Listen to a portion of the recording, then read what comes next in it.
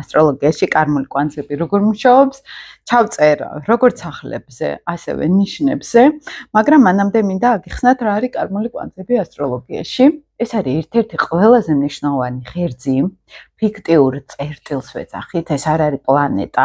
თუ კარმული ასტროლოგიით ავხსნით, ეს არის ადამიანი წინა ცხოვრებებში, რა გზას გადიოდა მისი სული განვითარების, რომელ სფეროზე იყო ფოკუსირებული, ხანგრძლივად. ეს არ არის ერთი ცხოვრება, ორი ცხოვრება, ეს არის სისტემურად მიდიოდა სული აი ამ მიმართულებით. თუ ფსიქოლოგიური ასტროლოგიით შევხედავთ, როგორც ოჯახური გზავნილები, აღმავალ კარმულ კვანძს რო შევხედავ, მე მაგალითად ვიცი უკვე ამ ადამიანის ოჯახში რა ატმოსფერო იყო. წინაპრებსაც გულისხმობ, არ არის მარტო აქ დედიკო და მამიკოს დონე. აი მისი ოჯახური ველი როგორი არის, ხო, სადღაც როგორი უნარები აქვთ, როგორი თვისებები აქვთ, რა ენერგია გროვდება ამ ოჯახში, აი შეგვიძლია ვნახოთ, ხო? და ძალიან გამოკვეთილად არის ხოლმე პირდაპირ ატმოსფერო, როგორი არის გარემო, სადაც ეს ბავშვი იზრდება, როგორც გენეტიკური გზავნილები. და აქ ასტროფსიქოლოგიაც ამას ამბობს, რომ ეს არის ბაზა ოჯახიდან, რა მოიტანა ადამიანმა, მაგალითად რა უნარები, რა თვისებები არის და რა ახალი უნარები უნდა შეიმეცნოს და რა ახალ გზას უნდა დაადგეს, რომელიც ოჯახისთვის არის ძალიან მნიშვნელოვანი.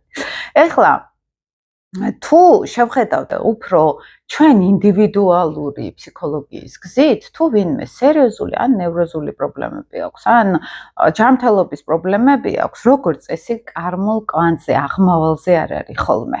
იმიტომ რომ აღმავალი კარმული კვანძი ეს არის იუპიტერიანული ენერგია. აი თუ ვინმე მოდის სერიოზული პრობლემით, ან ჯანმრთელობის პრობლემები ქონდა, ან აი სადესაც რო ვეძახით სატურნის მძიმე პერიოდში, თუ გვარტყამს, როგორც წესი აღმავალზე არ ვზივართ ხოლმე. იუპიტერიანული, ეს არის ოპტიმიზმი ჩვენთან.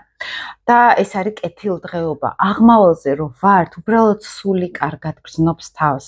იქ დეპრესიის, იქ რაღაცა ეს სუიციდის, ან რაღაცა ისეთი მძიმე ფიქრების ადგილი უბრალოდ აღარ არის. აი, ცოტა ეზოთერული ასტროლოგიით რო აგიხსნათ, ხო? სულში წარმოიქმნა განცდა, რომ მე აქ ერთი და იგივეს ვტკეპნი და ეზოთერული ასტროლოგია იცახის ამას სიკვდილის მომენტში, რომ გააცნობიერა ადამიანმა, რომ რაღაც ახალი გამოცდილება მინდა. რაღაც აი ნეტა ისე წასულიყო ჩემი ცხოვრება, ნეტა ახლა ისიც გამეკეთებინა და ვეღარ მოვასწარი. აი აქ ირთვება კარმული კვანძი და გადავდივართ უკვე შემდეგი ცხოვრება, როგორც იმ ნაპერწკლის, ფიქრის და ოცნების ნაპერწკლის უკვე განსახიერება.